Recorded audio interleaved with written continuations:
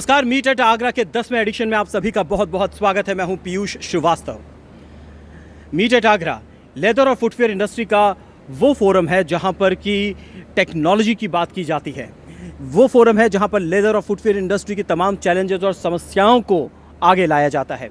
किस तरह से लेदर और फुटवेयर इंडस्ट्री इस वक्त तरक्की कर रही है, उस पर हर पहलू पर हम विस्तार से बात करते हैं। हर साल की तरह इस बार भी लेदर और फुटवेयर टेक्नोलॉजी के इस फेयर में हम कुछ अहम मुद्दों पर बात करेंगे और आज जो चर्चा का विषय है वो है मेक इन इंडिया और ease of doing business in India. 2.5 साल पहले प्रधानमंत्री नरेंद्र मोदी की सरकार देश में आई और उसके बाद किस तरह से भारत में बिजनेस का इकोसिस्टम चेंज हुआ है, इसको लेकर लगातार कई बड़ी बड़ी बातें हो रही है। हाल ही में विश्व बैंक की नई रैंकिंग भी आई है जिसमें कि भारत को 1 पायदान की बढ़ोतरी हुई है। लेकिन क्या वो काफ़ी है या अभी चैलेंजेस और भी हैं? इन्हीं तमाम मुद्दों पर आज हम करेंगे विस्तार से बातचीत। हमारे साथ एक बेहद खास पैनल मौजूद है। पूरन डावर साहब, पहला सवाल मेरा आपसे, चूँकि आप आगरा की फुटवेयर इंडस्ट्री को रिप्रेजेंट करते हैं, लगातार मेक इन इंडिया ये शब्द सुनने को मिल रहा है और एक ऐसी उम्मीद की जा रही है कि शायद ये कोई ऐसी जादू की छड़ी होगी जो कि मोदी जी ने घुमाई और उसके बाद भारत में जो मैन्युफैक्चरिंग की दशा है वो बिल्कुल बदल जाएगी। क्या पिछले 2.5 साल में ऐसा हुआ है? देखिए, प्रधानमंत्री ने जितने अब जो फ्लैगशिप प्रोग्राम्स दिए हैं उसमें इंडस्ट्री की दृष्टि से देखें तो मेक इन इंडिया सबसे महत्वपूर्ण प्रोग्राम है। डिजिटल इंडिया हो, स्टार्टअप इंडिया हो, स्टैंड अप इंडिया हो, बिजनेस को बूस्ट करने के लिए प्रधानमंत्री ने एक नया रिवॉल्यूशन लाने का प्रयास किया है। Footwear industry make in India के तहत फोकस प्रोडक्ट में ली गई है। हम प्रधानमंत्री के शुक्रगुजार हैं कि उन्होंने मेक इन इंडिया के तहत लेदर इंडस्ट्री पर फोकस किया। मेक इन इंडिया, जब कोई भी प्रोडक्ट हम यहाँ बनाएंगे उसके पीछे लिखा जाएगा मेड इन इंडिया। पहले कंट्री को हम लोगों ने ब्रांड बनाना है, उसके बाद में अपने प्रोडक्ट को ब्रांड बनाना है। मेक इन इंडिया के तहत एक make in India development authority, बहुत सारी ज़मीन स्टेट्स के पास अवेलेबल है और बहुत सारे फंड्स मेगा लेदर क्लस्टर्स की फॉर्म में हो या टेक्सटाइल पार्क की फॉर्म में हो या ऑटोमोबाइल पार्क की फॉर्म में हो, सरकार के पास फंड भी हैं। लेकिन एसपीवी बना करके इंडस्ट्री आज उन नए प्लेसेस पर जाने की स्थिति में नहीं है जी। हम ये चाहते हैं कि make in India development authority बने और make in India development authority उस लैंड को एक्वायर करके उन्हीं मेगा लेदर क्लस्टर के फंड से उनको डेवलप करे और रेडी टू यूज़ अगर इंडस्ट्री को दी जाएगी तो डोमेस्टिक इंडस्ट्री हो या फॉरेन इन्वेस्टमेंट हो, वो जब तक हम इनको सॉल्व नहीं कर पाएंगे तो आगे बढ़ने में दिक्कत होगी। एक बड़ा चैलेंज तो यही कि अथॉरिटीज़ काफ़ी ज़्यादा ऑलरेडी बनी हुई हैं लेकिन इम्प्लीमेंट हो पा रही है नहीं। हाँ, अगर एक डेडिकेटेड अथॉरिटी आती है तो क्या इसका फ़ायदा होगा? डीआईपीपी से इस वक्त हमारे साथ पीयूष दास गुप्ता जी मौजूद है जो कि डायरेक्टर है डीआईपीपी के। मैं आपसे ये जानना चाह रहा हूँ कि डीआईपीपी का काम है department of industrial policy and promotions, ऐसी इंडस्ट्री फ्रेंडली पॉलिसीज़ बनाना जिससे कि इंडस्ट्री को बिजनेस करने में मदद मिलती हो। ये ठीक है, ईज़ ऑफ डूइंग बिजनेस की लगातार बात होती रही है। अभी जो लेटेस्ट रैंकिंग आई, बमुश्किल हम उसमें 1 पायदान ऊपर चढ़ पाए, जो कि बहुत ही ज़्यादा अपने आप में डिसअपॉइंटिंग है। वजह क्या थी इसके लिए? इंटरनेशनल बॉडी ये डिसाइड करती है, उनके कुछ मानक है, उसके ऊपर ये डिसीजन होता है। हम तो प्रयास करते रहते हैं, आगे भी प्रयास करते, गवर्नमेंट ऑफ इंडिया प्रयास करती रहेगी और आगे बढ़ेंगे हम लोग। ये समय का थोड़ा समय साहब। तो आइए इंडस्ट्री के एक और वॉइस लेते हैं। हमारे साथ रफ़ीक अहमद साहब मौजूद हैं, चेयरमैन हैं सीएलई के।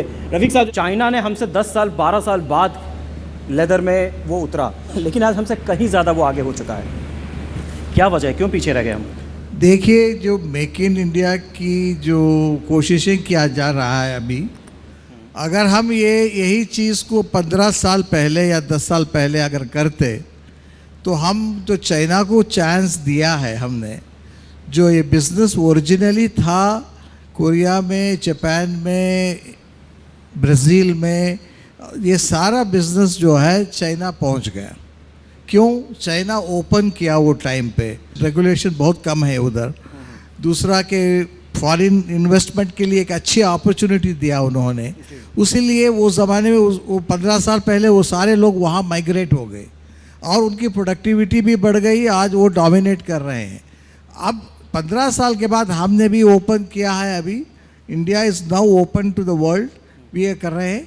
मैं समझता हूँ कि अगर फुटवेयर इंडस्ट्री इंडिया में आना चाहिए तो footwear industry which is all here, unless we make a good footwear park, several footwear parks in India, not only footwear, leather park in India, and really develop it into a nice park, you will see a number of companies will land here. हमारे साथ इस वक्त खुद इफ्कोमा के president Vipin सेठ साहब मौजूद है। सेठ साहब, क्या वास्तव में हम अभी उस लेवल की क्वालिटी हम तक नहीं पहुंच पाए हैं जिसकी इंटरनेशनल बायर्स को दरकार है? क्योंकि मुझे पता है कुछ एक बड़े जो लग्जरी ब्रांड्स हैं वो इंडिया में आए और आके वो वापस चले गए क्योंकि उनको निराशा हाथ लगी।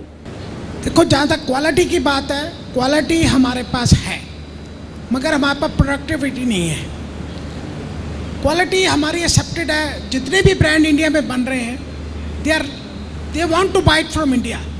कभी भी कोई ब्रांड जब इंडिया में आता है वो ये नहीं कहता कि आप चाइना से मंगवा लीजिए, they are insisting us to make it here and people are trying to make it and we have been able to make and we have number of nomination, preferred supplier nomination. Productivity से इससे आपका इशारा कहीं skill और labour की तरफ तो नहीं है?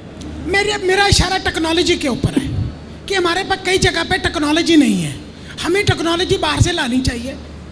जरूरी नहीं है इन्वेस्टमेंट लाओ, हम अपनी इन्वेस्टमेंट से टेक्नोलॉजी बाहर से लाए और उसको बढ़ावा दें। टेक्नोलॉजी पर बात करते हैं, लेकिन उसके पहले आपने जो इम्पोर्टेंट पॉइंट उठाया कि वो प्रोडक्टिविटी नहीं है। हमारे साथ इस वक्त चंद्रशेखर साहब भी मौजूद हैं जो कि चेयरमैन है CLRI के। चंद्रशेखर साहब, क्या वजह है कि वो स्किल्ड लेबर, वो प्रोडक्टिविटी अब तक हम हासिल नहीं कर पाए? जबकि अगर फुटवेयर इंडस्ट्री की बात करें तो कितने जनरेशन से ये आगरा में और देश के तमाम हिस्सों में चली आ रही है। The Make in India program addresses creating an ease of an environment where the industry could do a better business. As our chairman rightly said, we need integrated parks to come into it, where we will have A to Z is in one area. When we talk about it, any of these industrial development, they have to sustain both environmentally and economically. If you are looking at the labor productivity, it's going to be only about 15 or 20% of the cost of a product. So even if you are increasing it by 20% of your productivity, the labor productivity, it is not going to really achieve the cost benefit. What we are looking at, the productivity here, is a system productivity where the material optimization, the leather or non-leather, whatever it is. So if we can improve its material optimization by 10 to 15%, that directly it is going to affect in my cost of production. हमारे साथ अकील अहमद साहब है, regional chairman है south के। अकील साहब, क्या वजह है कि हमारे जो लेबर की प्रोडक्टिविटी है पर डे, शू मैन्युफैक्चरिंग की अगर हम कैपेसिटी की बात कर लें या प्रोडक्ट मैन्युफैक्चरिंग कैपेसिटी की बात कर लें, तो चाइना ताइवान के मुकाबले हम उस लेवल पर क्यों नहीं पहुँच पाते हैं? इंडिया में यूजुअली 10 to 15% डिफरेंस आ रही है प्रोडक्टिविटी में। सो इसके लिए there are lot of modernisation की ज़रूरत है एंड ऑल्सो मशीनरी इस वक्त लेदर इंडस्ट्री में बहुत चाहिए, एडवांस मशीनरी हैं तो उसकी इन्वेस्टमेंट भी चाहिए। इसीलिए हम लोग ऑलरेडी बता रहे थे आइडियलस स्कीम में उनको लिमिट इंक्रीज़ करना पड़ेगा उसमें। तो अगर मशीनरी भी एडवांस हो जाएगा ना तो definitely we will have a better productivity and also continuous training programme चाहिए।